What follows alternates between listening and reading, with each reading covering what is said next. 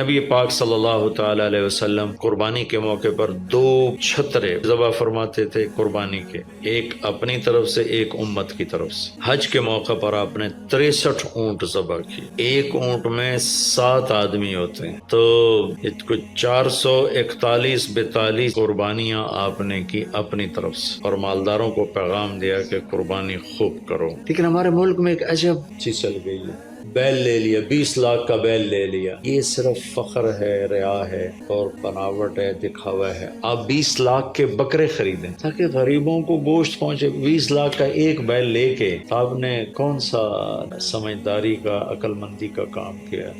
وہ کراچی مجھے لے گئے منڈی میں، تو 5-5 لاکھ کے بکرے کھڑے ہوئے، تو میں تو حیران پریشان ہو گیا، بکرے کی قیمت 5 لاکھ۔ تو وہ جو مالدار لوگ ہیں ان میں ایک مقابلہ بن گیا ہے اور ایک فخر بن گیا، جی میں 20 لاکھ دا ذبح کیتا، میں 10 لاکھ دا ذبح کیتا، ہم نے تو بھائی 50 لاکھ کا ذبح کر دیا۔ میں آپ سب بھائیوں کی منت کرتا ہوں، اللہ نے آپ کو رزق دیا ہے تو آپ بیوقوف نہ بنیں، آپ اس کو صحیح خرچ کریں۔ آپ 20 لاکھ کے جانور خریدیں، 20 لاکھ کے آپ بکرے لے لیں، 20 لاکھ کے آپ عام درجے کی گائے لے لیں، تو کتنی بڑی قربانی ہوگی اور کتنے غریبوں تک وہ کھانا جائے گا۔ 20 لاکھ کا ایک بیل لے کر آپ نے کیا کمایا؟ کون سی نیکی کمائی آپ؟ تو میں آپ اگر کوئی میری بات پہنچ جاتی ہے کسی ایسے میرے بھائی تک جو ایسا شوقین ہے، یقیناً اس نے اللہ کے لیے بہت بڑا قدم اٹھایا کہ 20 لاکھ خرچ کر دیے، لیکن تھوڑی سی نادانی سے کام لیا ہے، بلکہ بہت بڑی نادانی سے کام لیا ہے کہ 20 لاکھ صرف 4-5 من 10 من گوشت پہ لگا دیے، جبکہ اس میں سے 1000 من گوشت نکل سکتا تھا اگر وہ 20 لاکھ کے بکرے لے لیتے، 20 لاکھ کی بھیڑیں لے لیتے، چھترے لے لیتے، دمبے لے لیتے، تو کتنے غریبوں تک یہ گوشت چلا جاتا۔ تو یہ میرے ملک میں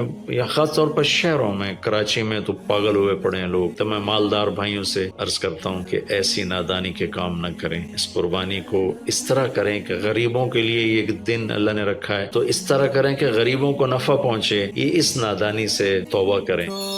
سوشل میڈیا پر سب سے قدیم اور سب سے ریلائبل برانڈ درسقرآن.com